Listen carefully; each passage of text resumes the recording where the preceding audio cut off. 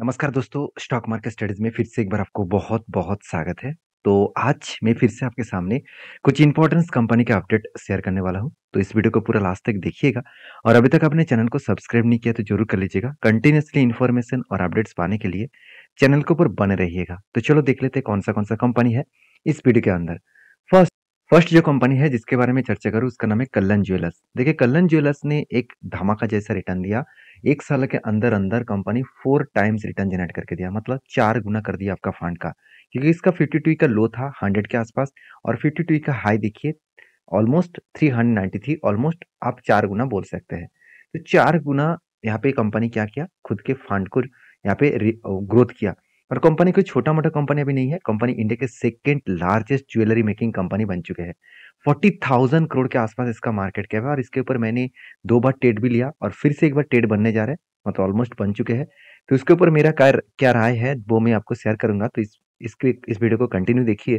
तो देखिए, gold industries हमेशा ग्रोथ में रहे ना रहे, कुछ कंपनीज होते हैं जो गोल्ड इंडस्ट्रीज में लगातार भागते चले जा रहे हैं, जैसे टाइटन। इस कंपनी आज तक रुकने का दम नहीं ले रहा है, वो कंटिन्यूअसली हाई करते चले जा रहा है। कल्याण ज्वेलर्स भी उसी सेक्टर के ऊपर काम कर रहा है। बाकी देखेंगे तो बाकी जो राजेश एक्सपोर्ट है, विवो ग्लोबल है, साथ ही साथ सेंको गोल्ड है, तो इस तरीके से पीसी चंद्र ज्वेलर्स है, वो कंपनी के उतना ज्यादा ग्रोथ नहीं है, क्योंकि उसके पीछे रीजन भी है। तो कल्याण ज्वेलर्स इतना भाग क्यों रहा है? देखिए, उस कंपनी का परफॉर्मेंस देख लीजिए। कंपनी का डेप्थ कम है और आरओसी आरओई एवरेज के आसपास है, इनकम जबरदस्त है और प्रोमोटर के पास होल्डिंग्स भी शानदार है। और सबसे बड़ी बात है कंपनी का जो क्वार्टरली रिजल्ट। देखिए, कंपनी किसी भी क्वार्टर्स को बीट नहीं कर पाए, ऐसे आपको देखने को नहीं मिलेगा। हर क्वार्टर्स को बीट किया।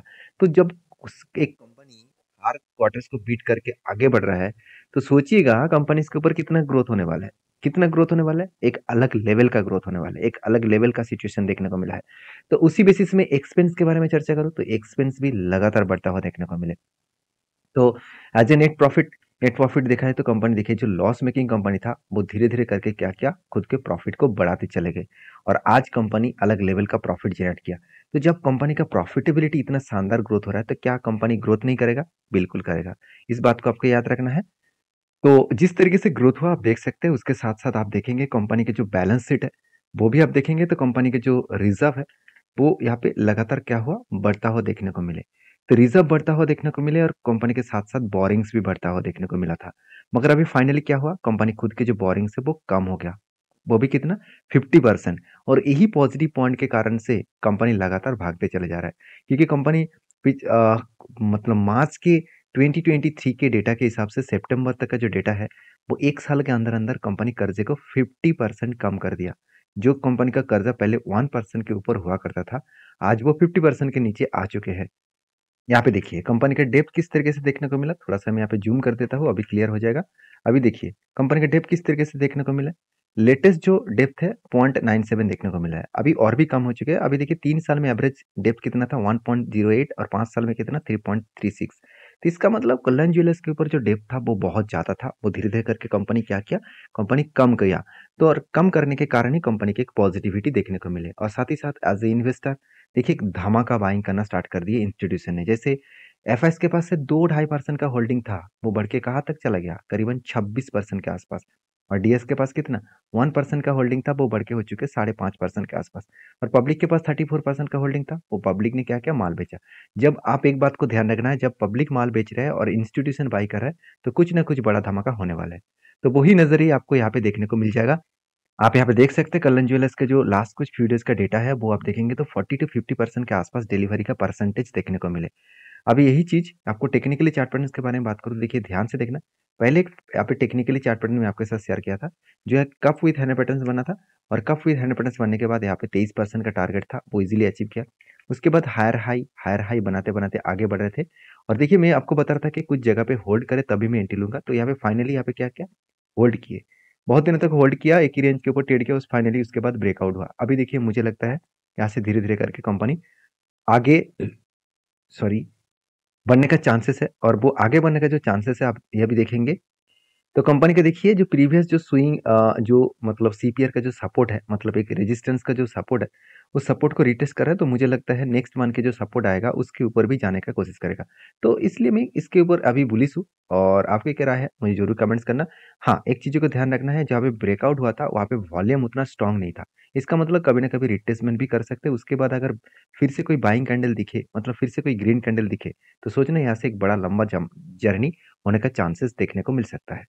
बाकी आप देखिए आपके हिसाब से काम करिए, आपके ओपिनियन के हिसाब से। मेरे तरफ से इस कंपनी के ऊपर जो अपडेट है मैं आपके साथ शेयर इसलिए कर रहा हूँ क्योंकि आपको पता चले कि किस तरीके से टेक्निकली चार्ट पैटर्न को यूज करके भी काम आप कर सकते हैं। तो नेक्स्ट जो कंपनी उसका नाम है राजेश एक्सपोर्ट। देखिए राजेश एक्सपोर्ट के ऊपर बहुत सारे लोगों के कमेंट्स है कि सर कंपनी अभी मतलब बर्बाद होने वाला है, खत्म होने वाला है। तो उसके लिए मैंने आपको ये बात बार बार बोल के आया हूँ ते राजेश एक्सपोर्ट को कोई छोटा-मोटा कंपनी मत समझ लेना। एक टाइम कंपनी इंडिया के second largest jewellery making company था। आज कंपनी थर्ड पोजीशन में आ चुके हैं, क्योंकि कल्लन ज्वेलर्स सेकंड पोजीशन में जा चुके हैं। मार्केट कैप के वाइज़ दिखा दूँ तो देखिए, कंपनी का मार्केट कैप कम हो चुका है। क्यों? क्योंकि लगातार शेयर में करेक्शन देखने को मिला। मार्केट कैप किस तरीके से डिसाइड किया जाता है? नंबर ऑफ शेयर उसके साथ मल्टीप्लाई किया जाता है किसको? करंट मार्केट प्राइस को। करंट मार्केट प्राइस को अगर मल्टीप्लाई करेंगे तो यहाँ पे कंपनी का मार्केट कैपिटलाइजेशन निकल के आ जाएगा। तो जितना शेयर गिरेगा तो नंबर ऑफ शेयर तो ठीक है, मगर जितना शेयर गिरेगा वहाँ पे होगा क्या? वहाँ पे होगा को टोटली कंपनी का मार्केट कैप कम हो जाएगा। तो इस कारण की वजह से कंपनी का यहाँ पे मार्केट कैप क्या हो गया? कम हो गया। तो कहने का मतलब है कंपनी में एक चीज़ मुझे अच्छा लगा, कंपनी इस खराब सिचुएशन में भी कंपनी खुद के डेब्ट को कम किया। कर्ज़े को कम किया। कितना कम किया? कंपनी का कर्ज़ एकदम ज़ीरो के आस-पास चला गया। तो कंपनी कर्ज़ा कितना कम किया वो मैं आपको यहाँ पे बैलेंस शीट में दिखा सकता हूँ। ध्यान दीजिएगा, बोरिंग्स पहले कितना था? 850 करोड़ सॉरी 815 करोड़, वो घट के कितना हो चुके हैं? 723 करोड़। तो ईयर ऑफ ईयर बेसिस में कंपनी का क्या हुआ? कर्ज़ा कम हुआ। तो जितना कर्ज़ा कम होंगे उतना ही एक प्लस पॉइंट कंपनी के ऊपर देखने को मिल जाएगा। तो आप इस बात को याद रखना है, आपको इस बात को भूलना नहीं चाहिए। आपको इस कंपनी के ऊपर याद रखना है कि आपको करना क्या है। तो देखिए, मैं इसीलिए बार-बार बोलता हूँ कि किसी को भी कंपनीज़ के ऊपर काम करना है, तो इस सारे पॉइंट्स को आपको ज़रूर स्टडी करना पड़ेगा। अभी देखिए राजेश एक्सपोर्ट के ऊपर प्रॉब्लम कहाँ पे है? प्रॉब्लम कुछ मतलब ऐसे नहीं है कि कंपनी बहुत खराब सिचुएशन में चल रहा है, कंपनी के सेल्स में डाउन देखने को मिला और वो भी कितना 50% सेल्स डाउन हुआ। एक्सपेंस को कंट्रोल करने के बाद नेट प्रॉफिट 373 करोड़ से 41 करोड़ बना। तो इसका मतलब नेट प्रॉफिट भी कम होता देखने को मिले और वो भी 10 टाइम्स के आसपास नेट प्रॉफिट कम होता देखने को मिले। तो ये कंपनी के लिए बहुत बड़ा वीकनेस पॉइंट साबित हो सकते हैं।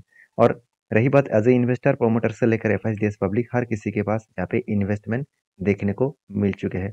तो मैं रिक्वेस्ट करूंगा अ, तो यहाँ पे देख सकते हैं कि इंस्टीट्यूशन ने अच्छा खासा पैसा यहाँ पे लगा चुके हैं। तो इंस्टीट्यूशन ने कोई माल को यहाँ पे नहीं बेचा। तो इसका मतलब क्या है? इसका मतलब है कंपनी में अभी भी दम है, तो इसलिए इंस्टीट्यूशन बने हुए हैं। अगर कंपनी के ऊपर दम नहीं होता तो इंस्टीट्यूशन पहले से ही माल बेचकर भाग जाता। तो इस सारे पॉइंट्स को सामने रखते हुए मैं एक ही बात कहूँगा कि कंपनी के ऊपर थोड़ा-सा टाइम देना पड़ेगा। अभी थोड़ा-सा कंपनी के ऊपर बिज़नेस में थोड़ा-सा प्रेशराइज़ है। इसका मतलब ये नहीं कि कंपनी बर्बाद हो चुकी है। उसके लिए कुछ क्वार्टर्स को देखना पड़ेगा। नेक्स्ट क्वार्टर आने वाला है, क्वार्टर 3 का रिज़ल्ट और रिज़ल्ट कब आएगा वो भी मैं आपको बता देता हूँ। रिज़ल्ट का डेट अनाउंसमेंट हो चुके हैं। देखा जाए तो 12th ऑफ फ़रवरी, तो 12th ऑफ फ़रवरी में कंपनी रिज़ल्ट अनाउंसमेंट करने वाला है। तो इस बात को आपको याद रखना है। तो अभी फिलहाल के लिए जो सिचुएशन है वो सिचुएशन को आप देखेंगे तो कंपनीज के ऊपर जिस तरीके से यहाँ पे करेक्शन हुआ, जिस तरीके से यहाँ पे गिरावट का माहौल देखने को मिला, एक स्ट्रांगली सपोर्ट बना और सपोर्ट के बाद यहाँ पे और भी गिरने का चांसेस देखने को मिल रहा है। तो मुझे लगता है एक अच्छा खासा करेक्शन मोमेंटम देखने को मिला है और अच्छा खासा करेक्शन मोमेंटम और भी देखने का चांसेस रहेगा क्योंकि यहाँ पे जो सपोर्ट बना है वो सपोर्ट को रुक नहीं पाएंगे क्योंकि स्ट्रांगली अभी देखिए सेलर प्रेशर है। मैं थोड़ा सा और भी जूम कर देता हूँ, आप ध्यान से देखना।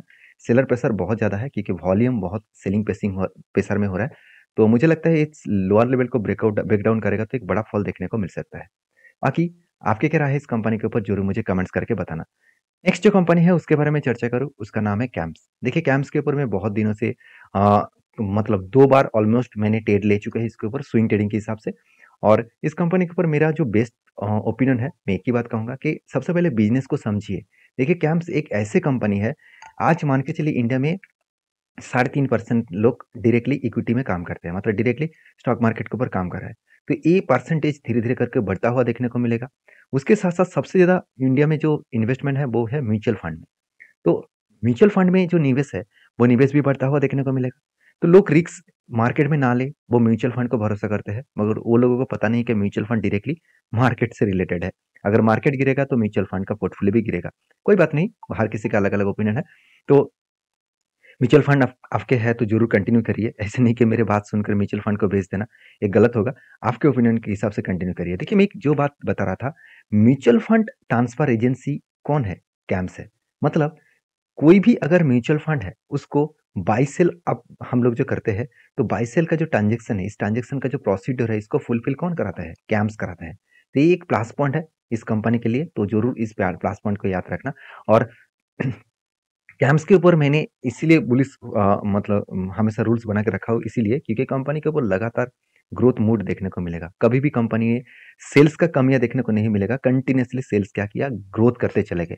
एक्सपेंस को कंपनी कंट्रोल किया, उस बेसिस में कंपनी का नेट प्रॉफिट 55 करोड़, 65 करोड़, 70 करोड़, 80 करोड़, तो एक अलग लेवल का कंपनी का प्रॉफिटेबिलिटी ग्रोथ देखने को मिले। तो जब इतनी स्मूथली ग्रोथ हो रहा है, इतने शानदार तरीके से ग्रोथ हो रहा है, क्या उस कंपनी के ऊपर प्रेशर बनने का चांसेस है? मुझे तो नहीं लगता, क्योंकि इतने दिनों तक मेरा एक्सपीरियंस के हिसाब से बता रहा हूँ कि जो कंपनी कंटिन्यूअसली ग्रोथ कर रहा है, उसके साथ-साथ खुद के बैलेंस शीट में बोरिंग्स एकदम ना के बराबर रखा और रिजर्व भी लगातार बढ़ता हुआ देखने को मिले, तो उस पॉइंट ऑफ व्यू से मैं बात करूंगा। ये कंपनी का जो रिजर्व है, वो शानदार तरीके से यहाँ पे देखने को मिला 750 करोड़ के आसपास। और यहाँ पे जरूर कहेंगे, जो रिजर्व है वो लगातार यहाँ पे क्या हुआ, ग्रोथ होता देखने को मिला। और 750 करोड़ के आसपास कंपनी के ऊपर यहाँ पे क्या हुआ, इन्वेस्टमेंट हुआ। तो 50 करोड़ के आसपास कंपनी क्या किया, रिजर्व को बढ़ा दिया। और साथ ही साथ कंपनी के जो फिक्स्ड एसेट है, वो भी लगातार बढ़ता हुआ देखने को मिले। तो इतने सारे पॉइंट्स पॉजिटिव होने के कारण एज ए इन्वेस्टर भी देखिए इस कंपनी के ऊपर धमाका बाइंग स्टार्ट किया। मैंने आपको ये बताया था कि प्रमोटर जो है उसका होल्डिंग को पूरा का पूरा बेचने वाला है। तो फाइनली उसका होल्डिंग बेच दिया, और इसका होल्डिंग को किसने उठाया? एफएस ने भी उठाया, डीएस ने भी उठाया और पब्लिक ने भी उठाया। हर किसी ने व्यक्ति मिलकर इस कंपनी के ऊपर बाइंग किए। अभी देखिए इसका टेक्निकली जो चार्ट पैटर्न बना, तो कैम्स के ऊपर मैं बुलिश इसीलिए हूँ क्योंकि ध्यान दीजिएगा, यहाँ पे क्या बना, कप विथ हैंडल बना 2 बार। फाइनली ब्रेकआउट हुआ, ब्रेकआउट कंफर्मेशन भी हुआ। उसके बाद देखिए यहाँ पे मैं आपको बताया था कि कभी ना कभी वो रिट्रेसमेंट करेगा, तो फाइनली रिट्रेसमेंट किया। उसके बाद धीरे धीरे करके वो आगे बढ़ रहा है। तो आगे जो बढ़ रहा है, तो देखिए जब नीचे आए थे तब मुझे बहुत सारे कमेंट्स आना स्टार्ट हो गया कि सर इतना नीचे आ गया तो क्या और नीचे जा सकते हैं? देखिए यही हमारा प्रॉब्लम है कि मार्केट अगर ऊपर गए तो भी प्रॉब्लम, नीचे आए तो भी प्रॉब्लम। ऊपर जा रहा है तो आप यही क्वेश्चन करेंगे कि सर कितना ऊपर जा सकता है, नीचे आ रहा है तो एक क्वेश्चन करेंगे कि सर कितना गिर सकता है। देखिए मार्केट मार्केट के हिसाब से चलने दीजिए। अगर आपको उसके ऊपर भरोसा है तो सिर्फ शांति से बैठे रहिए। आप शांति से बैठे रहेंगे तो आपको पैसा मिलेगा। अगर आप हड़बड़ी करेंगे तो आप पहले निकल जाएंगे, तो आपका प्रॉफिट नहीं होगा, उल्टा लॉसेस होगा। तो मैं इस कंपनी के ऊपर बुलिश हूँ, और मेरा जो टारगेट व्यू है, मैं खुद जो टारगेट लेकर चला हूँ, वो 3290 के आसपास, और जो टारगेट निकल कर आ रहा है करीबन 24% के आसपास। तो एक अलग लेवल का टारगेट ग्रोथ यहाँ पे देखने को मिल सकता है। तो मैं जरूर कहूंगा यहाँ पे इस बात को आपको याद रखना है, इस बात को आपको जरूर सोचना चाहिए। तो अभी इस कंपनी के ऊपर हमेशा याद एक चीज़ों को ध्यान रखना है कि इस कंपनी थोड़ा-सा टाइम ले सकता है, क्योंकि मार्केट अभी भी लाइफ टाइम हाई के बाद एक एक जगह पे कंपनी ट्रेड कर रहा है। तो एक जगह पे मार्केट ट्रेड कर रहा है, तो उसमें थोड़ा-सा प्रेशराइज़ इस कंपनी के ऊपर भी दिखेगा। तो बाकी इस कंपनी के ऊपर आपकी क्या राय है, ज़रूर मुझे कमेंट्स करके बताना। नेक्स्ट जो कंपनी है उसका नाम है एमके एक्सिम इंडिया लिमिटेड। तो एमके एक्सिम इंडिया लिमिटेड एक छोटा-सा कंपनी है। इसका मार्केट कैप के हिसाब से देखें तो एक स्मॉल कैप टाइप कंपनी है। और कंपनी इसके ऊपर जो बोनस है, वो देखेंगे तो कंपनी एक बोनस का अनाउंसमेंट कर चुके हैं। जनवरी 17 तारीख को 1:2 रेशियो का बोनस देने वाले हैं। मतलब हर 2 शेयर के बदले 1 शेयर कंपनी बोनस के हिसाब से देने वाले हैं। तो ये था कुछ कंपनीज के अपडेट। वीडियो में अगर जानकारी अच्छा मिले तो प्लीज लाइक करना, दोस्तों के साथ भी शेयर करना, चैनल को भी सब्सक्राइब करना। मिलते हैं नेक्स्ट वीडियो में, तब तक के लिए धन्यवाद।